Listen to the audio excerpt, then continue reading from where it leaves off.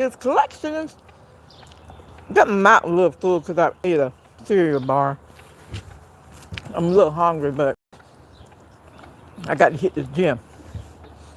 And I drank me some vinegar and water as well.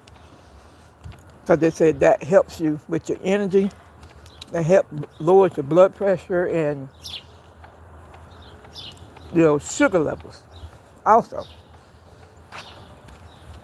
And so I I put a capsule in some water.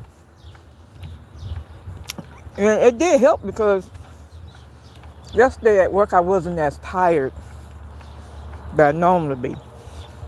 But my temperature did come down. So the day Thursday, the day draft day, and we're gonna have some fun. And I am gonna host a draft party on my channel because I'm going back to set up everything. And I was listening out there to Tony talk up Vesta last night, but I was so tired I probably fell asleep on it. I'm probably gonna have to go back and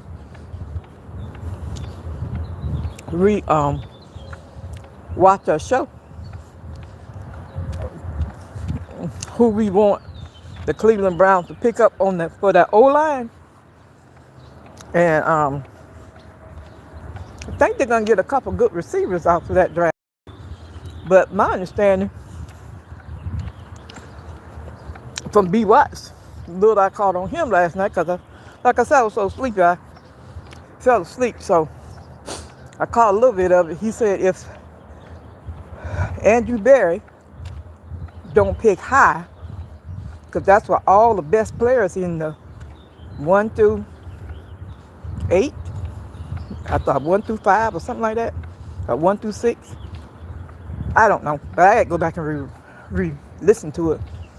If he don't pick high, that's where all the best players are at. So there's one player out there. Can't remember his name, but he said he would love to be with Shador, protect Shador on that O-line. I think he's standing about 6'9", I think, or 6 something. I don't know. Like I said, I got to go back and listen to it again. But I know that everybody's saying that they hope Andrew Berry get him, because a lot of people is out there who wants him. And it's a couple other people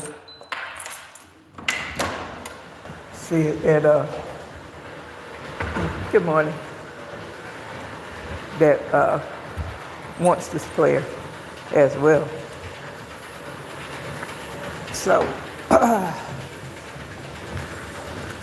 well, draft day, here it is. And I am at the gym. And we're going to do our 30 minutes like normal. And get this ball rolling, because I got to go to the store, get my grandson and I some food for the house. He stays hungry. He's at that age. He loves to eat. But if he don't food, he won't jump. So I'm going, he loves Zaxby's. And that's where he's supposed to be going for lunch. But I got his Zaxby's today. I'm going right over there to the food line and get him a bag of fries and some chicken strips and put it in a Zaxby's box and cook it for him. I don't have money to waste. So it's not wasting money. But my budget is super tight. And I'm trying to get a car, y'all. So I can get to these events. I got a call from a salesman out of Charleston, South Carolina, but I was too tired to talk to that guy. I'll probably talk to him sometime today. Good morning, how are you? I'm glad you're in. Come on and join me on this treadmill this early in the mornings. Have to do my 30 minutes. Have to do my 30 minutes. And I don't have my glasses on this morning. But anyway, I'm waving to all of my subscribers and viewers. Good morning, good morning. Yeah, but today is one of those great days. I hope Andrew Barry picked the right people for me. Okay, good morning. Good morning.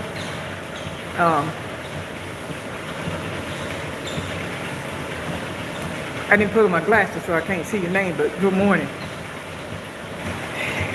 Hope Andrew Barry make the right choice of drafting the right players to make Cleveland Brown strong. And we didn't get that championship this year. I'm praying that it happens. Good morning. I'm on YouTube. Yeah. I have a channel. You have a channel? Yeah. So I'm talking to just talking to it like always. That's awesome. Yeah. So it's the Lady of Elegance collections. I make candles and stuff like that. Wow. Yeah. So I have a channel and I go live every morning. That's awesome. Because I came down with pre-diabetes. So I come every morning and work out. That is awesome. Yeah, thank Good way you. to start your morning. Yeah, this is a good way to start. I have to be work till 9:30, but today kids are out of school, so I'm home with my grandson. What y'all college students? We're missionaries for a church. Oh, okay. Okay. What church is that? The Church of Jesus Christ Latter-day Saints. Oh, okay. I rode up on them.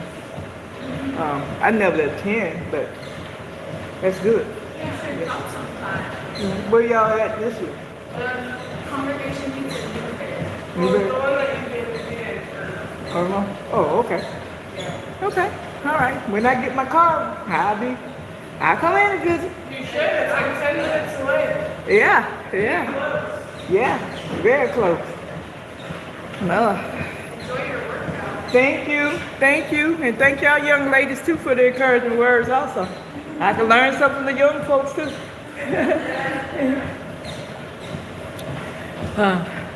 Had two young ladies in here from missionary for the Church of Latter-day Saints. I respect all religion. I think I went to the church by accident years ago. But they had great service. They didn't kind of force no religion or nothing on me. It's in your mind. You let somebody force some kind of religion, you know you don't believe in it. But to me, they're serving the same God, but it's probably just serving a different way. I don't knock nobody in their religion. I am a Baptist, born and raised as a Baptist, and will remain as a Baptist. So, and I do go to some holiness churches. I enjoy the services, but that don't mean I'm going to be a member. I do go to Jehovah's Witness. I got a Jehovah's Witness Bible at my house. Sometimes I read it, and the scriptures don't look right. I go back to my King James, and I compare. If it don't sound right, I push it to the side and read my King James Bible. That's the Bible I grew up on anyway, was the King James Bible in the Living Bible. So I got it sitting there at the house. You know, Jehovah's Witness, they carry a great message. How they apply it now, that's totally different. But anyway, when you get caught up in religion talk, you be talking about religion all day, and I'm not getting caught up with that because I don't know enough. I just know what I grew up on. And I was a Baptist, and you supposed to pay your 10%, and I paid my 10%, but I ain't paid it since by a year or two. So, but I help other people.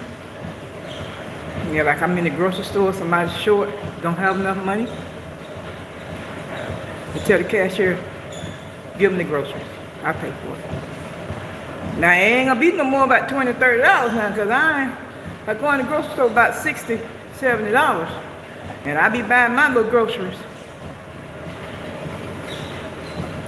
I be buying my little groceries, but if they're a few dollars short, I help them. Because we can't live in this world alone. And you don't know who's going to help you as you get older, or you may fall on hard times. You don't know. So that's the reason why you don't walk around judging people. Shoot, some of the people who make 20 times more money than I do, money be short in the grocery store. Yeah, they get embarrassed, but you know what? It's all right.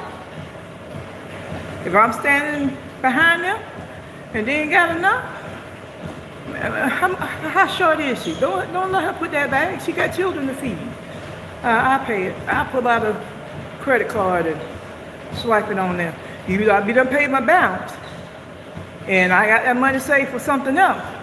But for a woman in the store trying to feed her child and don't get no kind of food stamps assistance, or a food stamp that been cut and don't know it, don't let that one put her food back. I pay for it. That's how I get my blessing. Or a child need a coat. Parent don't have enough money in the store to buy a child a coat. At the register, they got to put the coat back. I said, ma'am, don't put that back. I pay for it. That's how I get my blessing. And I always been a giving heart like that. Because you don't know who got to do for you. You got to remember that. You don't live in this world by yourself. Everybody got to help everybody. Within reasons. Not no sexual and all that stuff. I ain't talking about that. I'm talking about cold-hearted life when you fall on hard times and you need a few extra dollars or help from somebody else. You might be embarrassed to go to the food shelter to get food. Some people are. You might be embarrassed to go get help to pay your electric bill. Some people are. But what needs to be embarrassed? You need the help, and there's the resources out there, get it. I had to do some of the resources. I once was on Section 8. I never lived like I'm living now.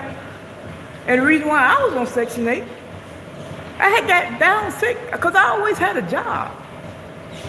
I always worked 1 and 2 jobs, sometimes 3. Because remember I said I was a hairstylist for 18 years. You didn't make money every day in the salon. So I had a daughter to take care of. So I made sure, which my parents helped me with my daughter, which one, the one is that is 42 years old. Good morning, Julius. I can't hardly see, but I don't have my glasses on. But good morning, and thank you for coming in. I still had my daughter, even though I was home. I still had my daughter to take care of. My parents helped me with my daughter. When I say they helped me with my daughter. Matter of fact, the whole entire family did help me. And this is what I'm talking about, my oldest daughter. The one is 42. The one that we did the birthday celebration. Well, she's 43, I'm sorry. But the one we did the birthday celebration with. I still had to work. My parents didn't allow me to get no kind of government assistance. My dad told me. And I always talk about my dad because my dad was the only, mom was there.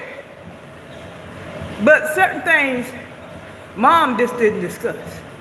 But dad, he was totally different. He gonna tell you, he might not put in the right wording or the right concept, but he's just gonna tell you, you're not getting out there because you got a child. You're not getting out there getting no government assistance. Get behind on the job and work. You got this child, you got to work for this child. You can't worry about what that daddy gonna do, because he gonna leave a child here and go somewhere else and make a million somewhere else, and then you really in trouble. Get your butt on the job. I had my cosmetology license ever since I came out of high school. So I did hair, and I worked a job. Always kept a job. That's 2 jobs. Sometimes 3, because sometimes booth rent was so high, you got to pay your booth rent after people put you out the door. So I went on government assistance. I went on housing, Section 8. But how I got on that, I came down sick when I had my last 2 children. Real sick with lupus. And I always paid my rent on time. But I always had money in my account. If anything happened while I'm sick, or if I get sick, I could pay my rent. And when I went back to the doctor, I had a great doctor, y'all, a great doctor. He said, Catherine, you ain't gonna be able to work for a while. And I am gonna help you. And I asked him, what you mean?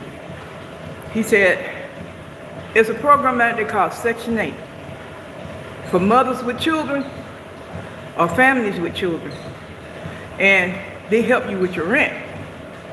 He said, I am going to contact Housing Authority. You can use it in this county or you can use it in that county. And even wherever you stay, if they accept the voucher, give them the voucher. And he contacted the president of the Housing Authority. And I had my voucher within a day. Because he had his nurse to call. And when he made that contact, they said, well, Miss Catherine, can you get down there tomorrow or today? Because they're setting your appointment up right now. I like, just give me till tomorrow because I got to go back to work. And I don't have to be to work till late. If I can get an 8 o'clock appointment. They set it up, I had my voucher, but the townhouses that I lived in, they didn't sell them at that time. So I had I called one of my cousins, and I told her, and she said, hey, come out here where I stay. Yeah, townhouses, 3 bedrooms, what you need, 2 baths, up and down, beautiful. Stay here. She said, I go to the rent office and talk to the people. I said, okay. I went over there, I got it, the apartment. I stayed there till my children, I think my son was 6 years old. Then I moved because a family said they had a house for me and the kids. And that's one thing, I would never do that again. Moved in that house and stayed there. I'm not a mover. I stayed put. Stayed there, I think till my children was, I stayed there about a year or 2 because they had some financial issues with the house. See, this is the reason why I believe in God. See, God put me in a place with my neighbors on both sides of me.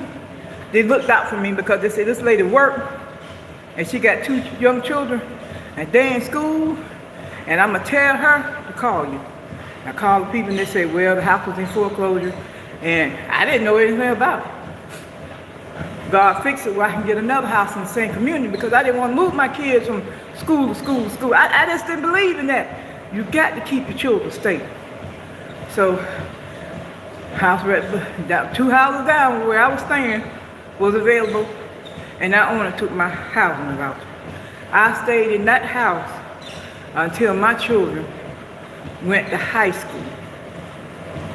I think my son was in the 10th grade, and my daughter was in the 9th grade. And he said his daughter was coming home, and he needed his house, but he gave the daughter and her family. I said, oh, I understand that. And the daughter came with him.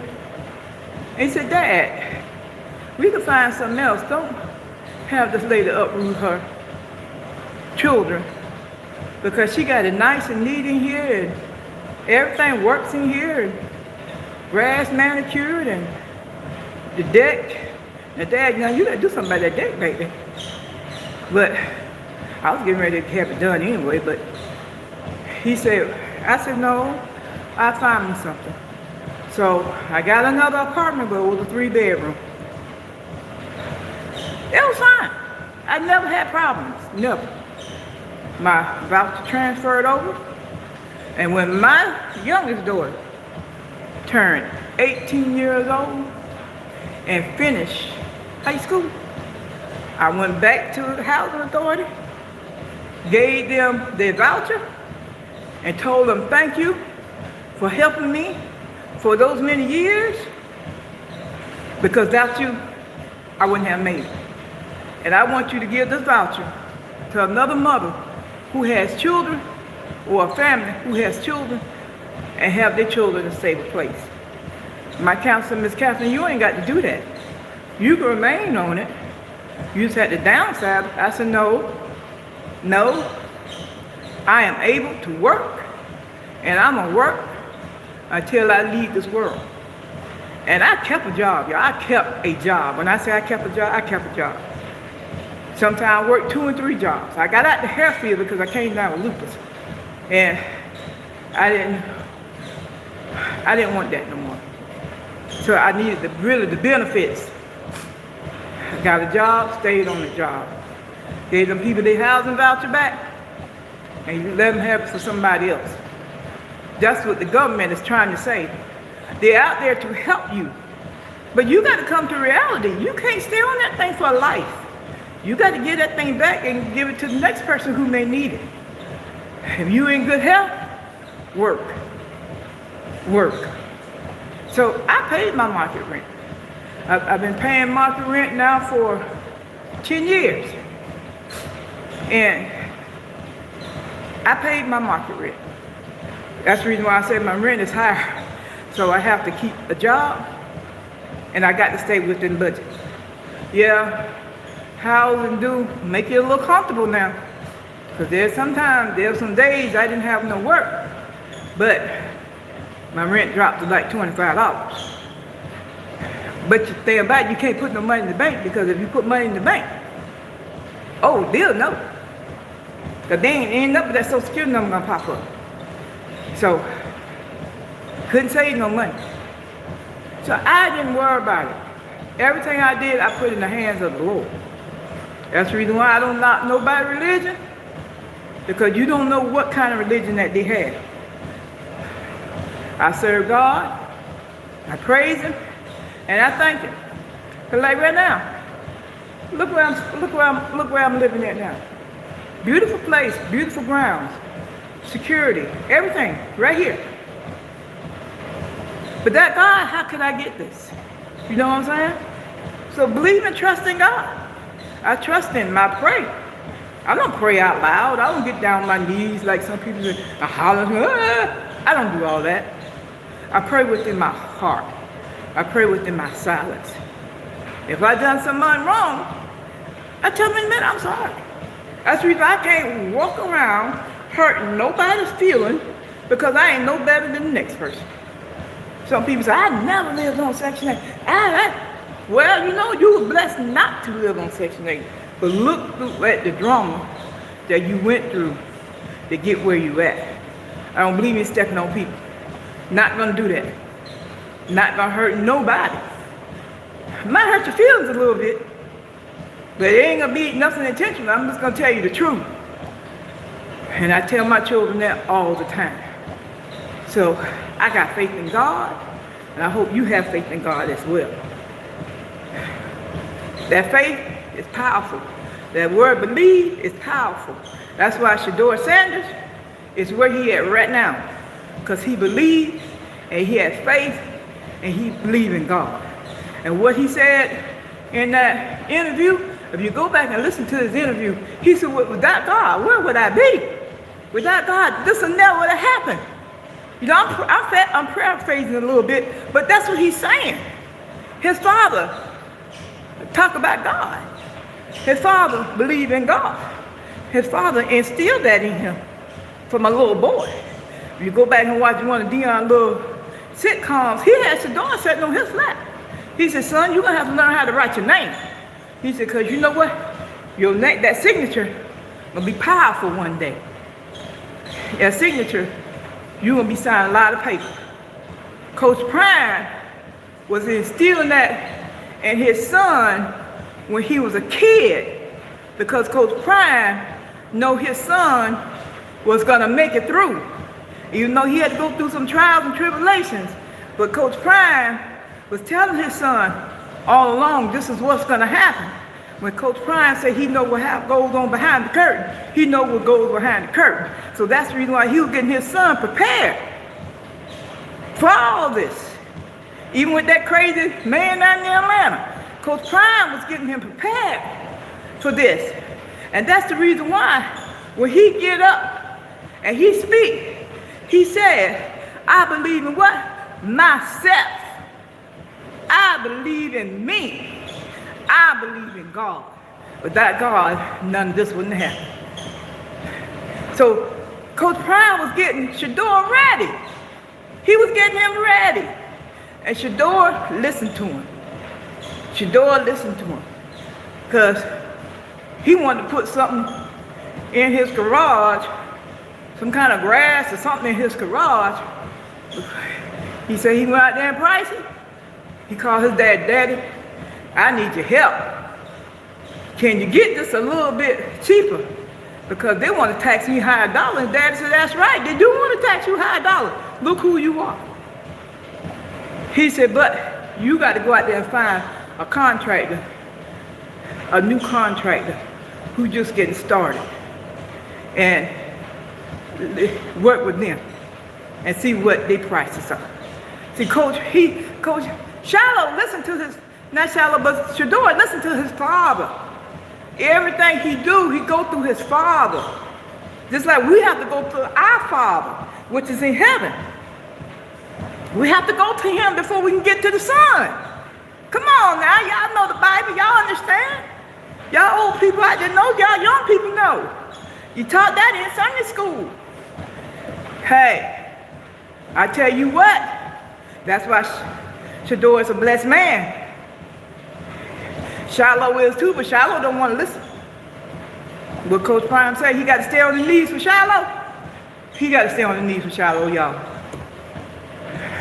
Shiloh just don't care. But Shiloh gonna have to come down and let's start listening to his father. Because that's the only way he's gonna get that blessing. You don't listen to your parents, you're gonna make things hard for yourself. And there were times I didn't listen to mine either. I thought I know more than them. But in the end, I found out my parents was right all along. About some decisions I made and I created, and my parents was trying to tell me not to do it. And I did it anyway. And guess what? I'm the one paying for that. Because I didn't listen to my parents. If I had listened to my parents instead of listening to the people in the street, or listen to my friends in the street, wouldn't be in the situation that was in at that time. That's why Shiloh Shador is a blessed man. Shiloh is blessed too, but he's not gonna get all his blessings here till he come back to his father and talk to his father. Shador not how to go home, y'all. People talking about Shador gonna stay to practice, Shador gonna do this, Shador called him a private airplane, took his butt to Colorado. Dad didn't even know he was coming. The only one knew was coming was Dion Jr. Dion Jr. got him home. Dion Jr. is a blessed young man too, because he listened to his father as well. But that darn Shiloh got a hard head, and he gonna have to come home to get his blessing. Play all the volleyball you want out there, Shiloh, but get your butt out of Miami before you get yourself caught up in something you ain't got no business. I done said it twice to you. I don't know if you listen to my live or not, but you need to go home and help your father. You're gonna get a call. And like your friend told you, stay in shape. Stay in shape. So, what Shador did, nobody knew he was going home. The media was doing all this, especially that darn Mary Kay. Shiloh flew his butt home, went to the office, He didn't even go by the house. He went to the office where he know his father was gonna be. And he walked in there, and his dad was in shock. What are you doing here? What are you doing here? But he was so glad to see his son, because his son know how to come home. Every time somebody asks, Shador, can you do this? Can you come here? I got to go to work out. Where you going? He going to Colorado. He going to the Bucks. He going to work in that gym, because he know that's where his father's at. And what he do in that gym, he works out. But before he do anything, he go and see about his father. He said he talks to his father every day. He's not a texter. And I don't blame him. I'm not texting either. Hello. Whoop, whoop. How you doing? I'm on this 30 minutes, y'all. I got to work this 30 minutes. Because you know what? If you don't eat right, you develop something you can't control. And I am not trying to stick with this diabetes stuff. Got a doctor's appointment today. Pray everything's all right. Y'all, I done cut everything out my diet, like my daughter told me. But it's all good. It's all good. I drank me a little bit of vinegar and water this morning to help clean my inside. So, y'all, you got to listen to your parents. Somebody asks how old I am. I'm 63. I enjoy my life, and I'm gonna continue to enjoy it. Now, if you're a troll out here, don't come on my channel with your foolishness, because it's not in there. You're welcome to my channel, and you're welcome to listen, and you're welcome to make comments, but nothing crazy, okay? We got to understand it, because I ain't with it. You want to play on somebody else's channel. Don't play on mine. Don't play on Tony Talk Vesta channel. Don't play on Be Watch Sports Vesta. Be Watch Sports channel. Play on your own channel.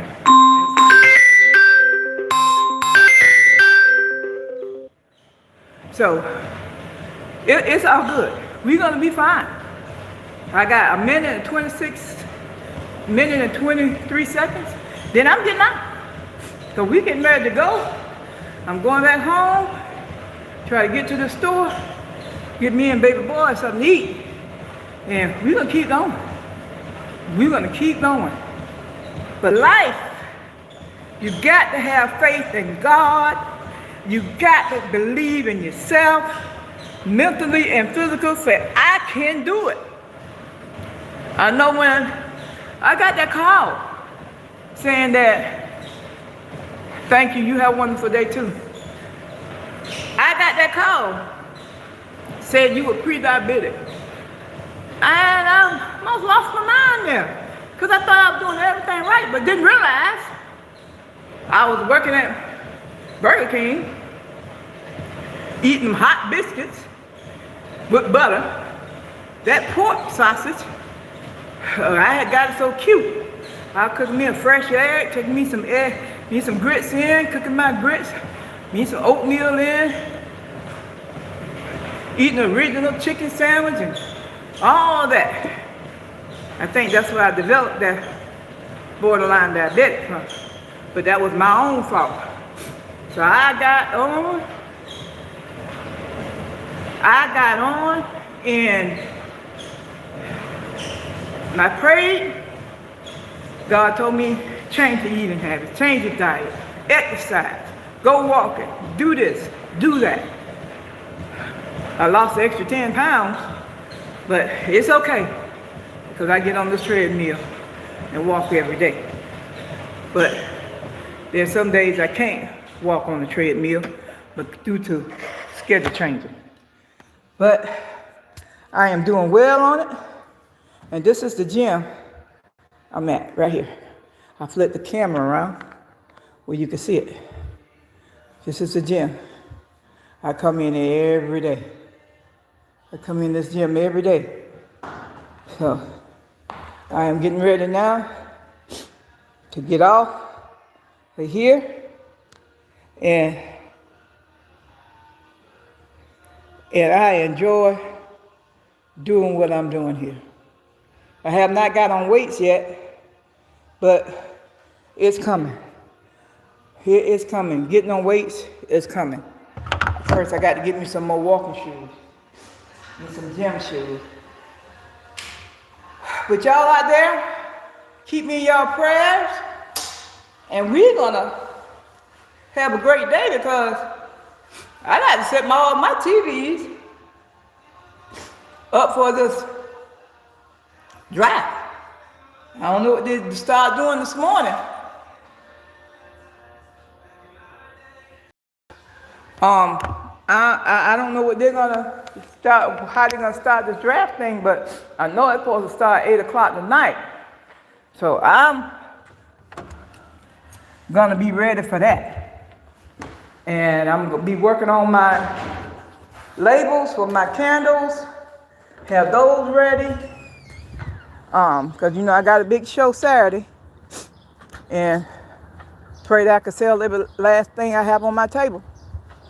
And that's what I'm getting ready to do. But y'all have a great and pleasant day and enjoy life. And give God all the praise. Just say thank you, Jesus, for waking me up this morning. Thank you, Jesus, for letting me. Thank you, Jesus, for letting me walk. You know what I'm saying? So I pray every day. And I say it publicly. I believe in God. And that's who gets me through my day. So, y'all have a great and pleasant day. And don't forget to like, comment, and subscribe. Have a great day. The Lady of Elegance Collection. The Lady of Elegance Collections.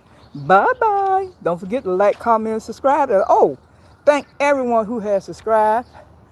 Thank the Spanish community who has subscribed. Thank all the viewers who have viewed my channel. And I'd like to thank all of you. Don't forget, the Lady of Elegance Candles. I will be back live a little bit later today because I am hosting on my channel a draft party for the Cleveland Browns. That's the only team I'm supporting. All right, you have a great morning. Bye-bye.